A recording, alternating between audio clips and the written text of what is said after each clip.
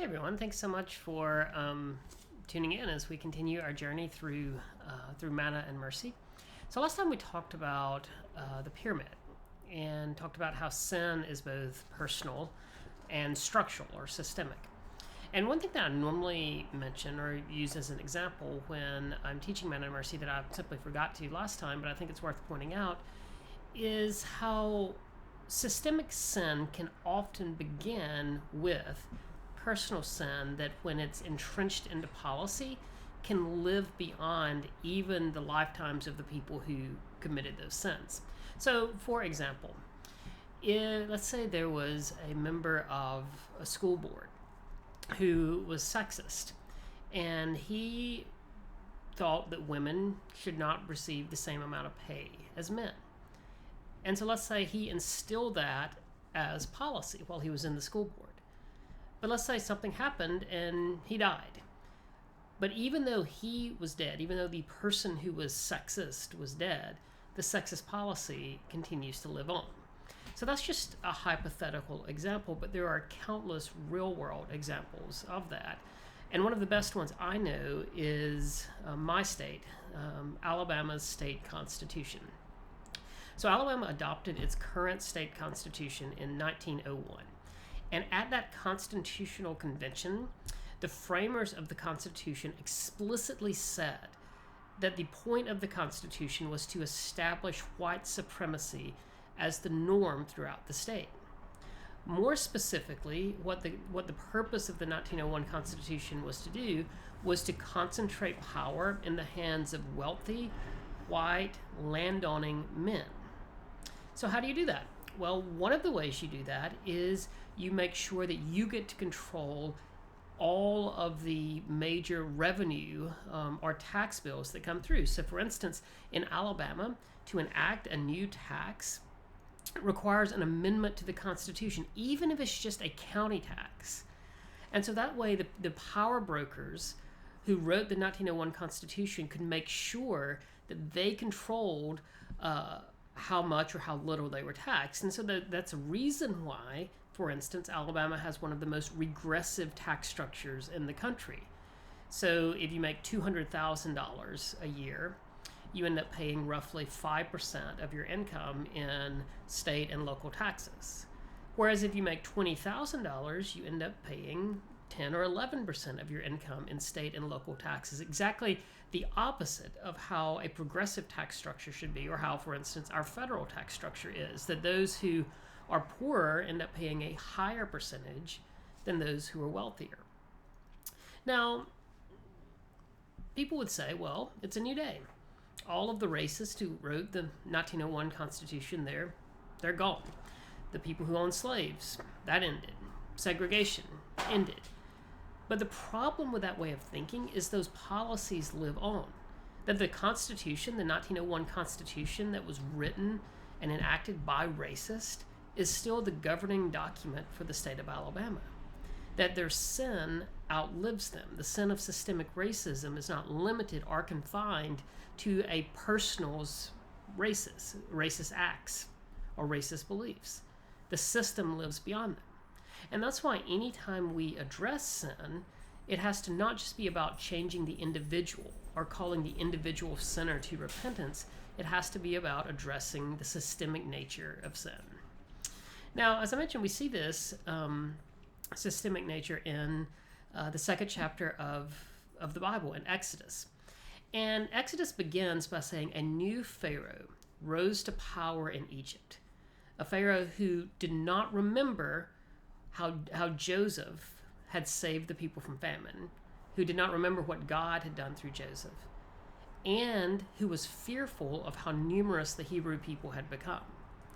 That whenever you have a leader who is forgetful of God, they may think they are God and they can do whatever they want, and they're fearful of others, then that's a recipe for committing oppression and atrocities. I mean, think about it in this country. Think about just the last 4 years, the language the Trump administration used to justify some of their most racist policies. We're calling Mexicans rapists. And how many times did they try to use the example of an undocumented immigrant killing somebody? Why did they do that? because they wanted to make you afraid of them so you would go along with inhumane policies, right? That when you can make humans afraid of other humans, it's easy to help them to start seeing them as less than human and therefore justify inhumane treatment of them. Things like putting kids in cages, or things like enslaving all of the Hebrew people. But we need to turn a little bit back to Joseph, because Joseph is the one who gained favor with a previous Pharaoh. He became Pharaoh's right-hand man. And Joseph had this vision of what would happen, of the famine that would come. And he came up with this policy to store food away. Really smart move, right? That if a famine is coming, you should store food so you have something to eat when the famine gets here. But then this is what Joseph did. After the famine had really sunk in, instead of giving the food that they had stored away to people, instead of sharing it, this is what he did. He demanded that they pay for the food until he had taken all their money for Pharaoh. Then he demanded that they give all of their land in exchange for food. So then Pharaoh now has all of the land. And then when they had no more money or no more land, he basically demanded that they sell themselves as slaves to Pharaoh in exchange for food. So Joseph, a Hebrew, set in place the system that ultimately led to the enslavement of people. Now, my guess is Joseph didn't have a crystal ball or couldn't foresee that this policy of enslavement that he enacted would one day come back to be the very system that oppressed his own people. But when we buy into systems of oppression, even if we think we have good reason for doing it, we're storing up food, then often those systems can turn upon ourselves and collapse in on ourselves. That the very system that Joseph initiated became the same system that enslaved his own people. And so in the beginning of Exodus, we see that the Hebrew people are slaves to make bricks, to build storehouses. Why did they need to build storehouses? They needed to build storehouses so Pharaoh could store more of the food supply that Pharaoh had complete and total control of. Why? Because of the policies that Joseph initiated. That Joseph's sin, or Joseph's desire to gain more power for himself by gaining more power for Pharaoh, that turned into a system that he couldn't control. You see, the thing about systemic sin is not only does systemic sin live beyond the person who enacted it or the people who enacted it, but it can take on a life of its own. One of my professors in seminary said we've gotten really good at letting our corporations do our sinning for us. That when sin becomes systemic, we become so entangled within it that it's hard to even know how to break free. How do we live in a way that doesn't lead to climate change right now? Or how do we invest for our retirement in ethical and sustainable and just ways, right? It's really hard to do because our systems of sin, our systemic systems of sin, have taken on a life of their own. And in each of these systems, what we see is that a few benefit while many are oppressed, while many are hurting. And so then the question is, how can we change those systems? And I think it doesn't happen until we start listening to the voices of those who are on the bottom of the pyramid. You see, Pharaoh didn't want to hear the cries. Why? Because Pharaoh loved the status quo. The people at the top loved the status quo. For that matter, I love the status quo. And yet, it's kind of like this addiction. The thing that we think we can't live without may, in fact, be the thing that is killing us. And y'all, this is hard, right? Because time and time again right now, we hear the need, rightfully so, to center voices who are marginalized. Whether it's in church or in justice movements or in activist work, that there is decreasingly becoming a place for someone like me, a white, straight man, as it should be, because I've never experienced the lived reality of being on the bottom of the pyramid, right? The voices that need to be uplifted, the leaders that we need to follow would be black voices, black leaders, women voices, queer people, and so on and so forth. And yet, if I'm honest, I want to be out front. I want to be the one speaking. I want to be the one leading. And so part of the role of recognizing and repenting of systemic sin is willing to step down from the role of leadership, even if that role of leadership is in seemingly resisting the pyramid.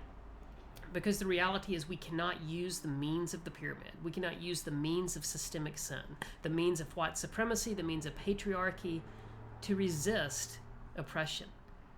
The means we use must be consistent with the world that we envision. And so that means that the leaders must come from the margins, right? And so in the Exodus story, the leader is one of the Hebrew people. It is Moses. And Moses had run away. He had initially tried to lead the people to freedom, and it didn't work out so well, and he had ended up killing an Egyptian. And so now his own people had rejected him as leader, and Pharaoh wanted him dead. And so he went as far away from Egypt as he could when he was out tending his father-in-law's sheep in the wilderness, and God spoke to him out of the burning bush. And I love the conversation between Moses and God. It's in Exodus chapter 3. And it goes on with this kind of this argument for like 2 chapters where God is like, go back to Egypt. I have heard the cries of the Hebrew people. That those on the top of the pyramid may not hear the cries of the oppressed, but God always does. And so God says, Moses, I'm sending you. Go and bring my people out of slavery. Deliver them. And Moses comes up with reason after reason after reason why he is the wrong person. I mean, there is literally anywhere in the world that Moses would rather go other than go back to Egypt. A place that represented his failure, a place where he was afraid to go, a place that he had spent the last however many years running away from. And that's the place God says, no, this is where you need to go. And so Moses does this thing. He asks God for a sign. He's like, well, how do I know? And God says, well, here's the sign. After you deliver the people from slavery in Egypt, you will worship me on this mountain. And some of you have heard me say this before, but that has to be the worst sign in the history of signs. Because the only way Moses gets the sign is if he trusts God enough to go and set the people free, go and confront the most powerful person in the world, and then deliver the people to freedom. He doesn't get proof in advance. And I think that's true about really all hard things that our faith may ask of us. Whether it's the work of justice, whether it's the work of love, whether it's the work of forgiveness, is that I don't know about you, but I want to know things are going to work out. That if I really put myself out there, I want to know that there's going to be a happy ending ahead of time. But we don't get the proof on the front end. It was only after Moses was willing to go back to Egypt, after he was willing to trust God enough to try to set the people free, that he would get the sign.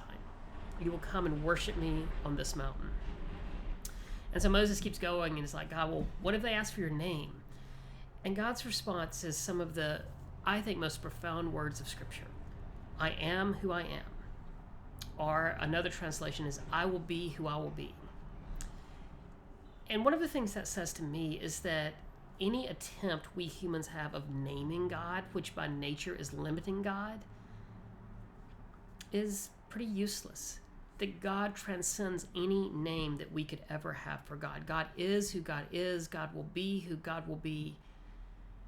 And I think that's so important when doing the work of justice because I need to know that there is something greater than Pharaoh. I need to know that there is something greater than the forces of capitalism, the forces of militarism, the forces of racism. I need to know that there is a greater power, one whose existence, one whose identity is not dependent on any of these systems or any of these pyramids. And I think maybe it's in trusting in that maybe with 2 steps forward and 1 step back, maybe with frailty, maybe like Moses begging for anybody but me, maybe that's where we get enough trust to actually go and try to do the work of together dismantling the pyramids. And so Moses does. He goes and he says to Pharaoh, let God's people go. And eventually they do, and eventually they escape through the Red Sea. And I'm going to show you the picture of the Exodus in our Landers book. It's this top page. And you see that Pharaoh is upset. And you see the Hebrew people singing praise to God. But then you see the Egyptian army covered by the sea. And the question we have to ask is, because this is Manna and Mercy, And one of the things that we are going to claim is that God's mercy is available to all. How did God feel about the drowning Egyptians? We'll keep coming back to that question over and over again over the next few weeks. How did God feel about the drowning Egyptians? All right, thanks so much, everyone. If you want to stay on for a few tips about teaching, then feel free to do so. Otherwise, that's kind of the end of this session. But this would be the very end of Friday night. So if you're doing the retreat, if the retreat is broken into 4 sessions, usually the first session is on a Friday night, but whenever it is, this would be the end of session 1. And I think really one of the important things about it is, again, to try to implicate yourself as much as you can in talking about things like the pyramid and talking about systems of oppression. I said last time that I think the only personal stories we should tell are ones where we are complicit, or ones where we get it wrong, or ones where we're vulnerable. That if you want to tell a story about someone who is really getting it right, make that about somebody else. But then I think the other thing that I think is worth pointing out in teaching this one is the importance of letting questions linger. Like the question, what about the drowning Egyptians? Does God love them? There are questions that don't have easy answers. There are questions that don't have any answers sometimes. And I think it is so important to resist the temptation to try to tie things up in a neat bow for people. And that's one of the reasons why I like to end this session with that question, because I want them to be thinking about it as they leave, pondering it, really struggling with it. All right, everyone, thanks so much.